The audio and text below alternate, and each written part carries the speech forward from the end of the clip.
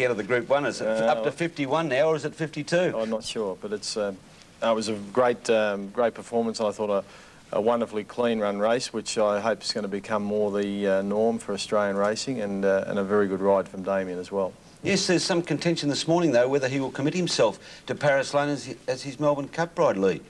Yeah, well, that's probably right. I mean, at this time of the year, they've got to keep their options open, haven't they? What about the 3 kilo penalty, Lee? Do you think that's too much for Paris Lane in the Melbourne Cup? No, I like penalties. Honestly, like horses getting penalties because they usually win with penalties. It's usually an assessment of how well the handicapper thinks they're going at the time. Do you think he'll handle a 3,200 metres? I know they were saying before yesterday he wouldn't handle a 2,400 metres, but the extra journey up against a stayer-like Vintage Crop? Well, that's the big if, Max, of course. But the thing is with the horse, if he can relax a bit more in a race like the Melbourne Cup, I feel he would have a chance of running the distance out. He does tend to want to get on the bit in his races, which he did again yesterday, and he was lucky that there was a horse in it making a really solid pace. He relaxed a lot better. But I think if we can do a bit more work with him and lengthen his work out over the next couple of weeks, we might be able to get him to the point where he's a really good chance in the Melbourne Cup. Just quickly back to that point on penalties, Lee. Only 2 horses have got that penalty. It's the highest ever given, or equal highest for a Caulfield Cup, that have gone on to win the Melbourne Cup, Galilee and Gurners Lane. Yes, it's quite an accolade for the horse's performance, I feel, you know, to give him that much weight. But I think he won with a lot of authority, and they ran such a brilliant time. But well, let's have a look at that win now. Exactly. This is a win with authority and in brilliant time. It's something extremely interesting to watch at the finish of the race, because for the first time in my memory, Max goes back longer, he might be able to think of similar circumstances, but the jockey Damien Oliver was fined 200 for a contemptuous act, that he turned his body around and gestured to the other riders. Max, have you ever heard of anything like that? No, I have not, but I come from Sydney, where our riders are a little more moderate in their approach to winning, like Gavin Eads, who incidentally is a Melbourne boy too. But no, I've never heard of that one before. But as far as I'm concerned, Damien Oliver can do anything because he's got the good thing home. And I think when Damien's Oliver's style, though, is it, Lee? It's first you're saying up yours for the rent, isn't it? Well, one wonders what he intended them to do with the whip that he flourished at them. I think he gave him a pretty good idea. But here is this magnificent thoroughbred lengthening his stride and going to the line like a good thing should. I don't know, Lee, is there anything behind him that could trouble him in the Melbourne Cup, in your opinion? Yeah, I thought Alcove's run was very good. In fact, I considered her to be the danger in the race, and I think she's the makings of a very, very good stayer. She's a fast stayer, and she's proven that she can beat the best in the AJC Oaks. I think she would be the one to make the most improvement out of the race. I think the key horse out of that race is undoubtedly Gold Sovereign. And Gold Sovereign will make this Melbourne Cup. I don't know whether he'll make it for you in Paris Lane, but certainly he'd make it a truly run Melbourne Cup, and you would think that would suit the overseas stayers. Absolutely, and I think what's probably come out of yesterday's race, if you accept the fact that that's probably the best field of mile-and-a-half horses we could put together, other than perhaps Top Rating, we're looking down the barrel again this year, I think. OK, and of course Top Rating's a horse that Damien Oliver is considering switching to in the Melbourne Cup. The only scratching from those who made the cut-off point in the Caulfield Cup yesterday was Kingston Bay, and Bruce Wallace got some compensation when he won with Star Dancer. Monsieur's a fair way back, followed by Social Rule, and further away is Carson's Cash, a long gap, Kabur and Innocent King. They're rounding the home turn, 400 metres left to go, and Pitcairn Edition has gone to the front as they straighten up. Early double for Greg Hall. Max, gee, I suppose Greg Hall could be a standby rider for you, Lee, if Damien did switch to Top Rating. Yes, well, Greg's back in form after probably a relatively quiet carnival for him, but he rode very well yesterday. Now, Durbridge, he started 7-2 favourite, he finished 9th, beaten less than 4 lengths. Was that a good Cox Plate trial? Yeah, quite adequate, I thought.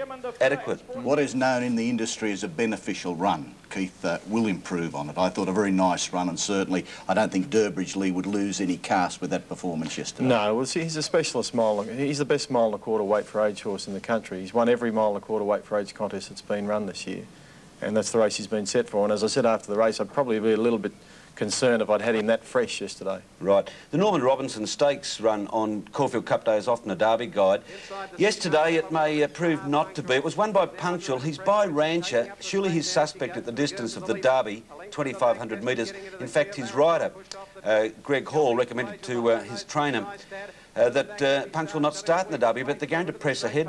Alan Weymouth feels that if he can get this trip, he may do the Derby. What do you think of this fellow or anything that finished behind him, Max? I don't like the form of the race. Lee, did you see anything there that could develop into a Derby, Hope? No, I think the form's pretty well set in concrete. Punctual's been running thirds and fourths to the good colts, and he streeted that field yesterday. I think the form from the Guineas and the Stakes will hold up in the Derby. Well, the Caulfield Cup wasn't your only special moment yesterday, Lee, because Scalacci provided the other one for you. This is a very special horse for you. Let's have a look at Scalacci now in the Caulfield Sprint. And Scalacci is the winner of the Newmarket, the Oakley Plate, the Futurity, 2 Lightning Stakes, a Galaxy, a George Ryder. No wonder he's special. Damien Oliver got off him yesterday and said, BIT, back in town. Yeah, we trialled him over at Caulfield during the week, and he said that exact same words to me when he got off him after the trial. He said he's back in town, this horse, and I thought it was a brave effort yesterday. He won sort of against what was accepted to be the sort of pattern yesterday too, which was very impressive, very impressive. Yeah, he's a special horse to Lee Friedman, but I think Scalacci's a special horse to us all. He's a magnificent racehorse, always has been, and obviously he's still got a bit left in him too. Bit of fire in him yet, Max, yeah. Surprised there's a bit of emotion in Max. Wow. Yeah, I got a bit emotional after the Caulfield Cup yesterday. Oh, you're back Paris late. Of course he did. Yes. Lee, you're saying that Scalacci is one of only 2 horses that you've had a statue made of. Oh, he's been a great horse to me, and I think as a 3-year-old, he was probably one of the best 3-year-old sprinters that's been seen in years. So he's always been very special around our place, and if he couldn't come back this preparation, he was going to be retired. So it's great to see him back in business again. Okay, back on August the 16th, a mare called Procrastinate won a maiden at Sale. Yesterday, she was racing at Caulfield on Cup Day, and she raced pretty well. Yeah, I don't know whether she raced any better than Arboretta or Noble Otto, the Sydney fillies, but again, I always gamble against Sydney horses at Caulfield, and by gee, it's been paying off over this carnival. They can race well, but they don't get the bickies. Now, there's Arboretta back in the white cap. You might just notice Noble Otto. He's got a yellow cap, black colours. Arboretta, of course, is well in front of him now. Dye weaving through the field. Noble Otto still about 6 or 7 lengths off the pace, just about 1 inside the outside. Now you'll see Noble Otto hit top gear, and so does Arboretta, both going to the line very, very strongly, and both could pick up a race over the carnival, particularly at Flemington. Lee Friedman picked up 7 races over Caulfield Cup week. Your confidence now, Lee, for the Cox Plate next Saturday? Well, I think we're in with a good chance. We'll probably be one of the less fancied horses, but he's got probably the best credentials to win the race. And I think if he goes well in his training this week, he'll run very, very well, Durbridge. Yeah, special day for you, special day for your brothers too. It is a family affair, isn't it? That's correct, yeah, it's a family business, and you know, my success is their success. Okay, let's have a look where Paris Lane has fared now in the Melbourne Cup markets. Finished crop. The clear favourite doubles bookmakers, Max, facing a massive payout if he wins. Yeah, well, they had a bit of a massive result when Top Rating didn't get into the field either, so we won't cry for doubles. All right, Paris Lane on the second line. Again, Max getting back to normal, no sympathy for the bookmaking fraternity. Drew, that's racing yesterday, a very special Caulfield Cup. Good on you, Lee. I just wonder, how do you celebrate with 39 owners? Well, I didn't last night, but I'm sure they'll catch up with me fairly soon. Yeah, you look pretty well, actually. Thanks for coming in. And next in Sports World, Kate back with an update.